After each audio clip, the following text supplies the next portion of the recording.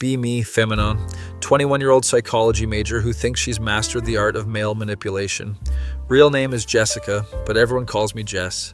Meet this guy in my sociology class. His name is Ryan. He's sweet, kind of nerdy, but in a cute way.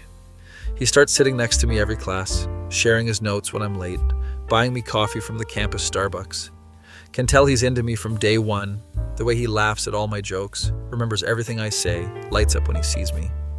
My roommate Kayla thinks he's perfect for me. Ryan is literally the nicest guy. You should give him a chance, she says. But I have this brilliant plan brewing in my manipulative little brain. If I keep him in the friend zone, he'll keep trying to win me over. He'll buy me things, take me places, validate all my feelings, basically be my emotional support boyfriend without the commitment. Genius, right? I thought so too. Ryan asked me out officially after a few weeks of us hanging out. We're at this pizza place and he's nervous, fidgeting with his napkin. So I really like you, Jess, and I was wondering if you'd want to be my girlfriend, he asks with hope in his eyes. I put on my sweetest smile and touch his hand. Ryan, you're amazing, but I just got out of a relationship and I'm not ready for anything serious right now. Total lie. Been single for 6 months. But I really value our friendship and I don't want to lose you, I add. Can see the disappointment on his face, but he nods and says he understands. Of course, I just want you in my life, however that looks, he says. Perfect, he took the bait. Over the next few months, Ryan is basically my boyfriend, without the title or benefits. He drives me to class when it's raining, brings me soup when I'm sick, helps me with assignments, buys me little gifts, a book I mentioned wanting, a scarf because I said I was cold, takes me to nice restaurants and insists on paying because friends help friends. I'm living my best life, getting all the attention and gifts without any commitment. My friends think it's wrong, but I brush them off. He's a grown man who can make his own choices, I tell them. Kayla is the most vocal about it.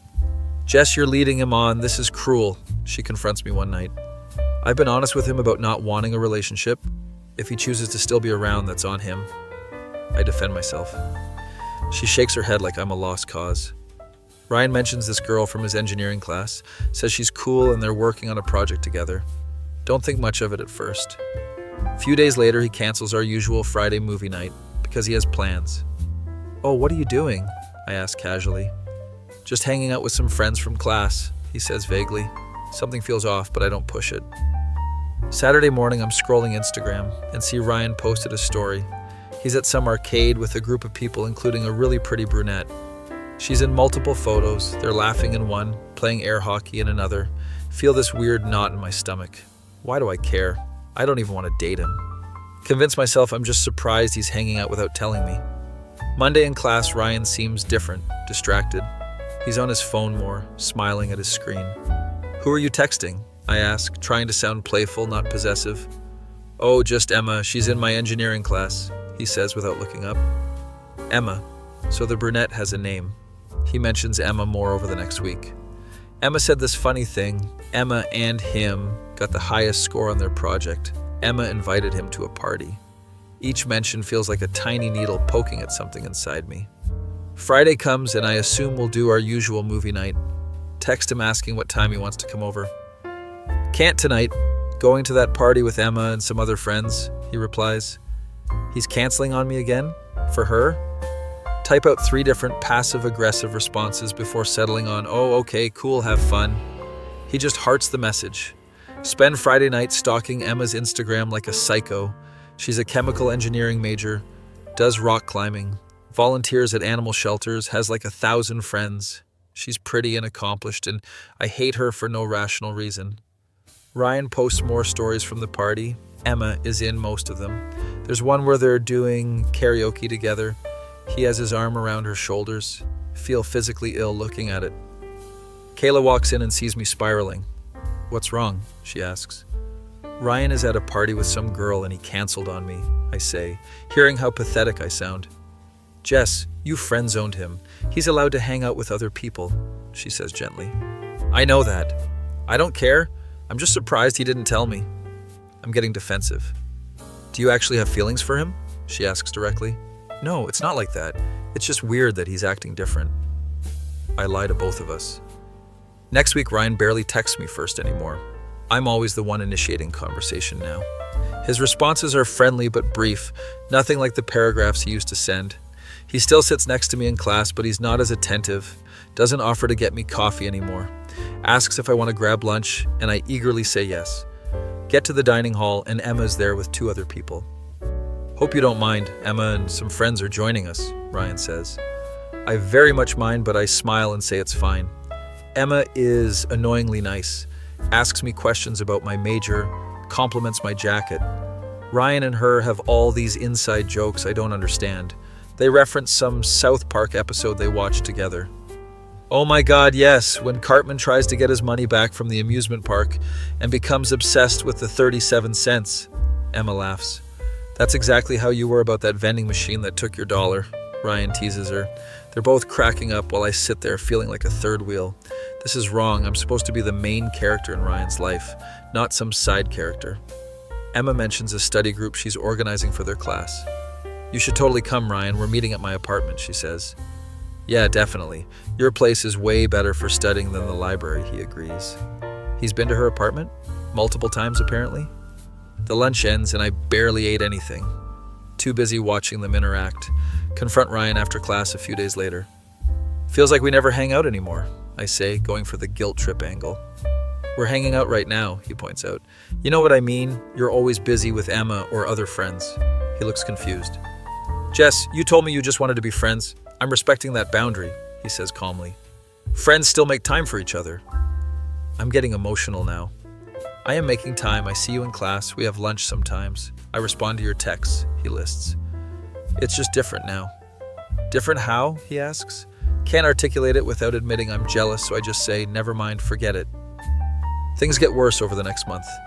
Ryan and Emma are clearly dating even though he hasn't explicitly said it. They're always together. She's in all his social media posts. His relationship status changes to in a relationship. I wasn't tagged, didn't even get a heads up. Feel betrayed even though I have no right to. See them on campus holding hands and I want to scream. This wasn't supposed to happen. He was supposed to pine after me forever. He was supposed to keep trying to win me over, keep showering me with attention. Instead, he found someone who actually wants him, and I'm left here feeling cucked by my own friend zone. Kayla has zero sympathy. You wanted him as your backup plan, and now you're mad he moved on? That's insane, Jess, she says bluntly. I didn't want him as a backup, I lie. Then what did you want? She challenges me. I don't have a good answer.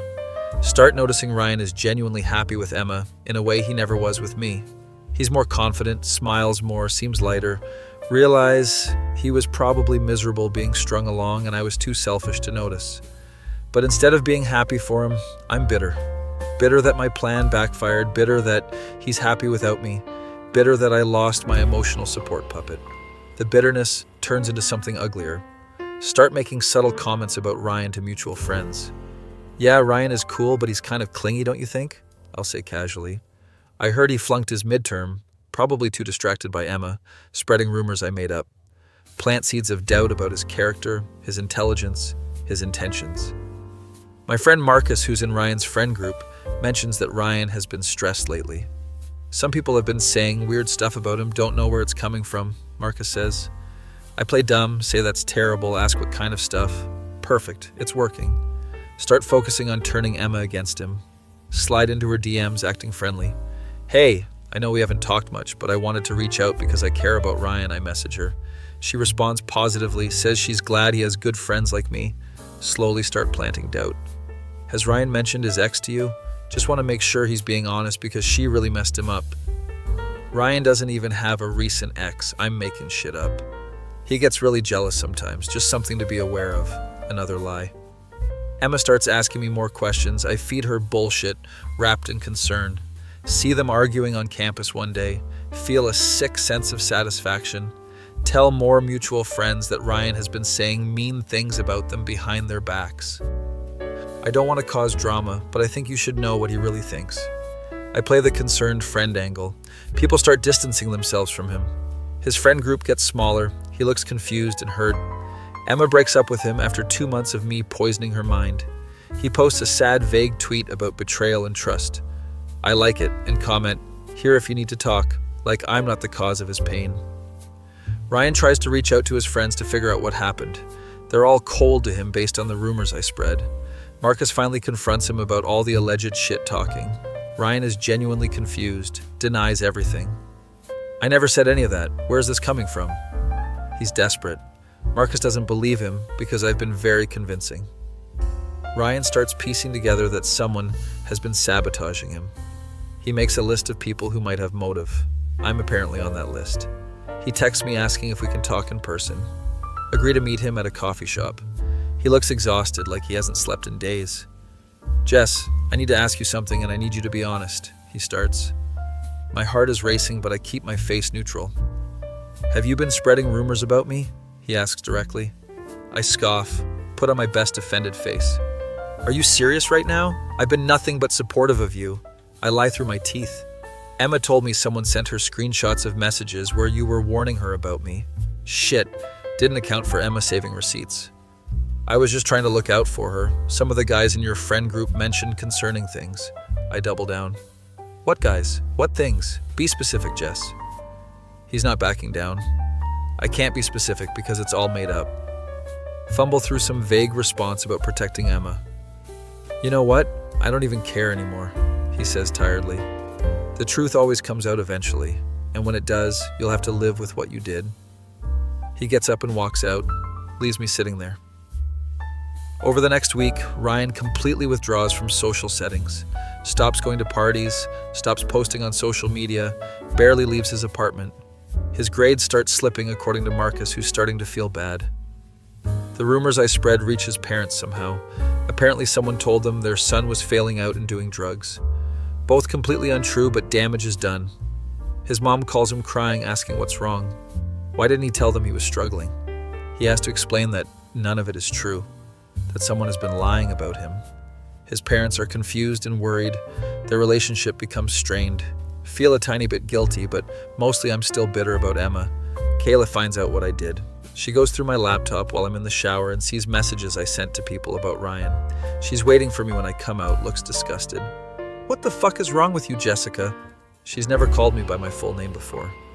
You deliberately destroyed that guy's life because you couldn't handle him moving on? I try to defend myself, but she's not having it. You're a terrible person. I can't believe I defended you, she says. You need serious help. This isn't normal behavior. She moves out the next week, goes to live with her boyfriend. Now I'm alone in our apartment with just my bitterness and guilt. Ryan stops coming to our shared sociology class. Hear from someone that he's taking it online now to avoid seeing me. He's also considering transferring schools entirely. His entire life here has been ruined because I couldn't handle rejection that I caused myself. More people figure out I was behind the rumors. Screenshots start circulating. People I lied to compare notes and realize inconsistencies. My social circle completely turns on me. Girls I thought were my friends won't even look at me on campus. Guys I used to party with call me a psycho. On group chats I'm still in. Get uninvited from everything. My Instagram stories are just me alone in my apartment. Try to apologize to Ryan via text. Send him paragraphs about how sorry I am, how I was wrong, how I'll fix everything. He doesn't respond. Send more messages over the next few days, increasingly desperate. He blocks my number. Try to reach out on social media. Blocked there too. He's completely cut me out of his life. End of semester comes and Ryan is just gone. His friends say he transferred to a school in another state. Didn't even finish out the year here, just left. He disappeared from everyone's lives, including social media, deleted all his accounts, started completely fresh somewhere else. I did that. I pushed someone to abandon their entire life and start over. Sitting in my apartment alone one evening when my mom shows up unannounced. She lives 3 hours away. For her to just show up means something's wrong. We need to talk, Jessica, she says seriously. My stomach drops. She sits me down and tells me she ran into Ryan's mother at the grocery store. They had a long conversation about what happened. My mom learned everything. The manipulation, the rumors, the destruction of his reputation. His mother was in tears, Jessica. Her son had to transfer schools and start over because of what you did, my mom says. I try to downplay it, but she cuts me off. Do not lie to me right now. I raised you better than this. We sit in silence for a minute. She looks at me with disappointment I've never seen before. Was it worth it? She asked quietly. Was destroying someone's life worth whatever satisfaction you got? I don't have an answer. You had a good person who cared about you, and you manipulated him, she continues. When he moved on like any healthy person would, you couldn't handle it. So you ruined him, his relationships, his reputation, his mental health, everything. And for what, Jessica? What did you gain? I start crying, not pretty crying, ugly sobbing. I don't know why I did it, I finally admit. I just felt so angry that he was happy without me. I wanted him to keep chasing me, but also never catch me. When he stopped playing the game, I got scared and mean. My mom doesn't comfort me. You need therapy, Jessica. This behavior is sociopathic, she says bluntly. That boy did nothing wrong except have the self-respect to walk away. And you punished him for it so severely that he had to flee to another state. She stands up to leave. I'm ashamed of what you've become. I don't recognize this person, she says. You need to figure yourself out before you hurt anyone else. She walks out, doesn't even say goodbye. Sit in my empty apartment surrounded by the wreckage of what I've done. Lost Kayla, lost my friends, lost my mom's respect, destroyed an innocent person. All because I wanted validation and control. All because I couldn't handle someone choosing themselves over my manipulation. Ryan is gone, started fresh somewhere where no one knows what happened. I'm stuck here with everyone knowing exactly what I did. The girl who was so cruel that a guy had to transfer schools to escape her. That's my legacy now. Kayla texts me once, months later. I hope you got help. What you did to Ryan was unforgivable. He didn't deserve any of that, and you know it. She's right. Try to find Ryan online to apologize properly. Every account is deleted or private. He's a ghost, completely unreachable. He probably never wants to hear my name again. Can't blame him. Start therapy like my mom suggested. Therapist asks why I felt entitled to Ryan's attention, even after rejecting him. Don't have a good answer. Asks why I felt justified in destroying him when he moved on. Still don't have a good answer. You didn't want him, but you didn't want anyone else to have him either, therapist says. That about sums it up. Graduation comes and goes, I walk alone. My parents come, but they're distant, cordial but cold. No celebration dinner, they just leave right after the ceremony. Start job hunting. Most places ghost me after interviews. Turns out mutual connections from college have warned companies about my character. My reputation followed me into the real world. End up working a job I'm overqualified for because it's all I can get. Live alone in a studio apartment, no friends, strained family relationships. Sometimes I think about Ryan and wonder if he's happy now. Hope he is. Hope he found someone who deserves him. Hope he's surrounded by people who value him. Hope he never thinks about me or what I did to him. 3 years later, I'm scrolling Facebook and see a mutual friend posted something. It's a photo from a wedding. My heart stops when I see Ryan in the picture. He looks healthy, happy, confident, everything he wasn't when I knew him. He's got his arm around a woman, not Emma, someone new. The caption says, "Congratulations to the happy couple." He got married, moved on completely, built a whole new life. I'm still stuck in the same city, same patterns, same emptiness.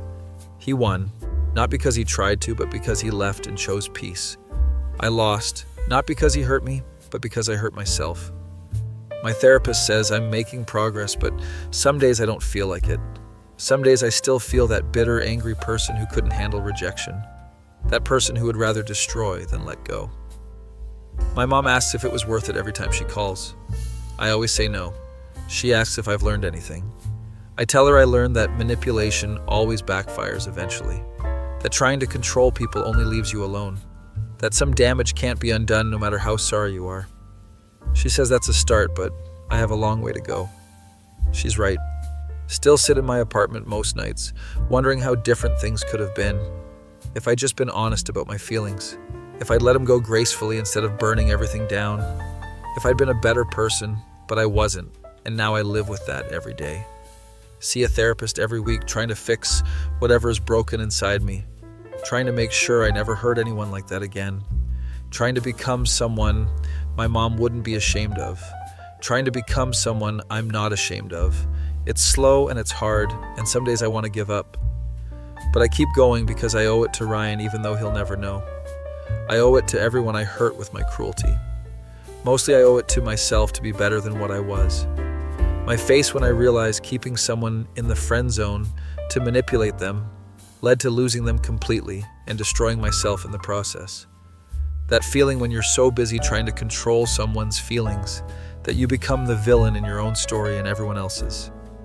My mom was right to ask if it was worth it, because sitting here alone years later, I can say with certainty that it absolutely was not, and I'll spend the rest of my life trying to become someone worthy of forgiveness I'll probably never receive.